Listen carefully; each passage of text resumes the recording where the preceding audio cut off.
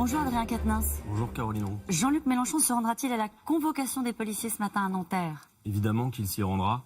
Nous n'avons jamais voulu autre chose que d'être considéré et traité comme tout justiciable doit l'être. Et donc évidemment, il se rendra à cette convocation. Parfois, il a été convoqué, il n'y est pas allé, donc cette fois-ci, il ira. Il ira. Et je dois dire, y compris que même si les images que vous avez vues peuvent susciter de l'émotion, parce que pour nous, il y en avait beaucoup, et de la colère par rapport aux forces qui avaient été déployées, qui nous paraissent complètement disproportionnées, eh bien, nous n'avons jamais voulu entraver le travail de la justice parce que nous n'avons rien à cacher. Au contraire, nous avions voulu assister à une perquisition et d'ailleurs, légalement, rien ne nous interdisait d'y assister. On va en parler, Adrien Quatennens, de tout ça. Je voudrais juste vous parler, non pas, alors, si vous pouvez mettre de côté la casquette La France Insoumise, vous, élu, jeune député, est-ce que c'est l'idée que vous vous faites de la politique, de la façon dont on doit faire de la politique? Est-ce que vous étiez à l'aise, personnellement à l'aise, avec autant de vocifération, autant de violence?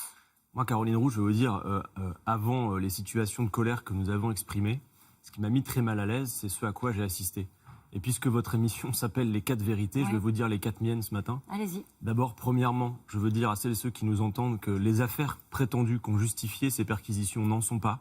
Dans l'une des deux est le fait d'une dénonciation qui nous vient tout droit du Parlement européen et dont l'auteur elle-même a dit que c'était pour faire un pied de nez à la justice sur l'affaire des assistants au Parlement européen. La deuxième, les comptes de campagne, ils ont été validés et jugés réguliers par la Commission des comptes, contrairement aux comptes de campagne d'Emmanuel Macron. Ensuite, il y a une partie qui n'a pas été validée, vous le savez bien, plus de 430 000 euros. La Commission a validé et nous avons publié nos comptes, contrairement à M. Macron, qui lui ne fait pas la En général, à chaque fois qu'il y a des affaires, on a des hommes politiques qui nous disent qu'il n'y a pas de dossier. Non, mais vous le verrez de toute façon. Et clairement, notre probité, vous en aurez la démonstration. Là, pour le coup, il faut laisser faire la justice, c'est ça le sujet. Bien sûr, et elle fera son travail. La deuxième vérité, Caroline Roux, c'est qu'il y a 2 poids 2 mesures. C'est-à-dire qu'on voit bien que dans ce pays, que l'on soit un ami de Jean-Luc Mélenchon ou un ami d'Emmanuel Macron, nous ne sommes pas traités de la même manière. Je m'explique. Oui. Emmanuel Macron, qui est aussi visé par une enquête préliminaire sur ses comptes de campagne, avez-vous vu une quinzaine de perquisitions chez ses proches? Au siège de la France Insoumise, Madame Caroline Roux, il n'y a que des tracts et de la documentation politique, pas des armes à feu comme dans le coffre-fort de La République En Marche. Pour autant, avons-nous vu qu'il y avait des perquisitions chez Monsieur Castaner à 7h du matin avec tous ses proches? Ensuite, attendez, est-ce qu'on a le droit, c'est vos 4 vérités, mais j'ai quand même le droit de poser une ou deux questions. Très rapidement. Est-ce que vous avez dénoncé l'acharnement de la justice quand il y a eu des perquisitions chez François Fillon? Est-ce que vous avez dénoncé l'acharnement de la justice lorsqu'il y a eu des perquisitions, presque une dizaine, au Front National à l'époque? Eh bien, vous me permettez de dire la 3e vérité, qu'il y a véritablement dans cette affaire, finalement, quelque chose qui est purement politique. Et c'est une affaire politique maquillée en affaire judiciaire. Je m'explique. Contrairement au Modem, par exemple, où il y a eu une perquisition, en effet, ça faisait l'objet du travail d'un juge indépendant d'instruction, qui lui est indépendant, Caroline Roux. Nous, pourquoi avons-nous fait l'objet d'une mesure d'exception, une enquête préliminaire, qui fait que, et vous savez comme moi, Caroline Roux, que le procureur, le parquet n'est pas indépendant. Il est directement dépendant du ministère de la Justice. Et Emmanuel Macron et Édouard Philippe, eux-mêmes, il y a quelques jours encore, disaient « Nous voulons avoir un droit de regard sur les procureurs parce que c'est éminemment politique. » Voilà ce que je veux dire. Et la 4e chose, c'est de dire que rien ni personne, Caroline Roux, n'est en mesure de nous intimider pour nous empêcher de mener le combat des idées que nous menons. Avez-vous tenté d'intimider la justice, vous? Absolument pas. Je rappelle qu'il y a eu une enquête, le parquet a porté plainte pour menace ou acte d'intimidation contre l'autorité judiciaire et violence sur personne dépositaire de l'autorité publique. La question est très simple. Si c'était à refaire, encore une fois, puisqu'on parle de vérité ce matin, est-ce que bousculer un substitut du procureur, c'était indispensable? Non mais regardez les images, à ce moment-là, regardez, il y a aussi des violences qui ont été commises de la part de la police, etc. Donc c'est donnant-donnant. Non mais moi je vous accorde le fait que les images qui ont été prises et le moment était un moment d'extrême tension. Caroline Roux, au moment où vous voyez ces images, comprenez que des dizaines de gens qui sont des collaborateurs dévoués, qui ont en moyenne à peu près 30-35 ans d'âge, qui sont des gens qualifiés. Si c'était à refaire, vous le referiez de la même manière? Nous exprimions une colère. Voilà, aujourd'hui la tension a rabaissé. Moi j'appelle de mes voeux à ce que la tension rabaisse. Jean-Luc Mélenchon hier a donné une conférence de presse, il l'a dit lui-même. Mais comprenez cette horreur, cette violence qui s'est exprimée. Enfin, nous avons fait l'objet d'un dispositif, Caroline Roux, qui s'apparente du point de vue des forces déployées, une centaine de policiers partout sur le territoire. Nous ne sommes pas des bandits, des voyous. C'est une mission antiterroriste quasiment qui s'est déployée. Vous n'avez pas affaire à un gang, vous avez affaire à des gens qui sont des militants politiques méthodiques, sérieux, consciencieux. Est-ce que vous croyez, Adrien Quatennens, à l'exemplarité lorsqu'on est élu de la République?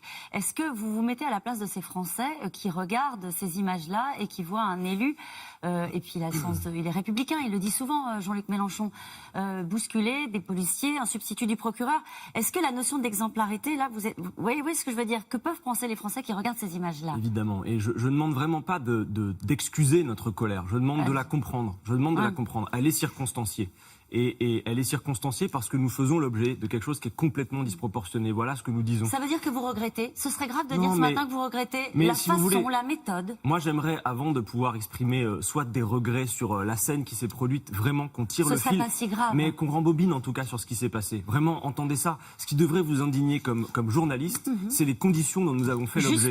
Justement, est-ce que vous allez, vous aussi, donner des suites judiciaires à tout cela? Moi, je veux d'abord, bien évidemment, il y a des suites judiciaires. Nous sommes entourés d'avocats. Mais moi, je ne suis pas très aguerri sur la procédure judiciaire. Moi, par contre, ce que je peux vous dire, c'est que cette affaire étant politique, la riposte politique sera totale. Il faut savoir que nous rendrons les coups au centuple politiquement. Parce que, quoi qu'on en pense, sans faire de théorie du complot, Caroline Roux, à l'heure où je vous parle, d'accord, vous avez à peu près 20 000 photos de vacances de Jean-Luc Mélenchon, plein de données personnelles de tous nos collaborateurs. J'ai des amis personnels qui ont été 7 heures cloués au pilori chez eux, à qui on a pris toutes leurs données personnelles. Même des gens qui ne travaillent plus avec Jean-Luc Mélenchon. Quel usage peut-on faire des photos de vacances de Jean-Luc Mélenchon? Je me pose la question de savoir quel usage est utile, surtout que tous nos comptes ont été validés, qu'on a fait cette démonstration. Mais par contre, une chose est sûre, Caroline Roux, quoi qu'on en pense, à l'heure où je vous parle, toutes ces données, tout ce qui concerne la France insoumise, en long, en large, au travers, nos fichiers d'adhérents, nos donateurs, toutes les stratégies politiques sont entre les mains d'instances, c'est un fait, qui dépendent soit du ministère de l'Intérieur pour la police, soit du ministère de la Justice. Et dire ça, c'est juste un fait. Donc vous demandez la restitution de ces documents? Vous demandez la nomination d'un juge d'instruction? Nous ne demandons rien d'autre que d'être considéré comme tout justiciable doit l'être. Et donc, normalement, et quand c'est généralement le cas des affaires politiques que vous avez citées,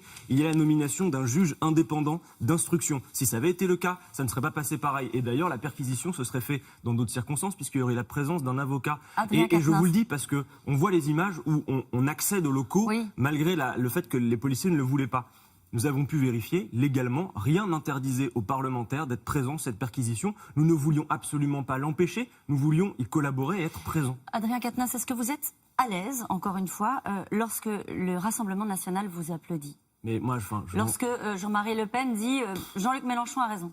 Mais si vous voulez, moi, je comprends l'usage politicien ou journalistique qu'en est fait. C'est-à-dire, tiens, Pierre dit pareil que Paul, donc Pierre et Paul sont copains.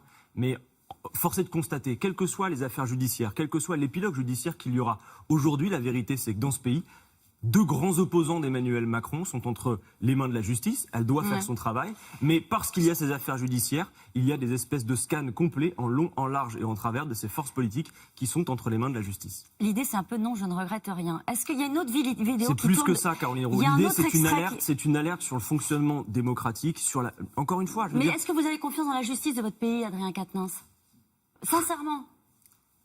Moi, j'espère, je fais confiance à la justice. Elle doit passer. Mais ce que j'ai vécu mardi, franchement, je vous le dis, en plus pour un jeune militant politique engagé depuis peu et jeune élu, me montre la violence et me rappelle que la politique, c'est un combat d'idées. Et que parfois, on le sait, regardez le cas de M. Benalla. Sa perquisition, il a quand même eu le temps de vider un coffre, dont certains nous disent qu'à l'intérieur de ce coffre, il y avait de quoi faire tomber l'État. Donc on voit que tout ça peut être extrêmement violent.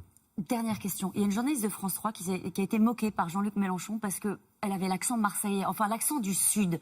Là aussi, sur la méthode, c'est pas si grave? Non, mais elle n'a pas été moquée par son accent. C'est juste qu'à un moment donné, c'est encore une fois, c'est juste la détestation du fait qu'il n'y a absolument pas de question qui nous est posée sur le fait générateur. Moi, je veux bien qu'on passe des heures à commenter notre colère. Elle était là, je vous l'ai dit, je l'ai admis.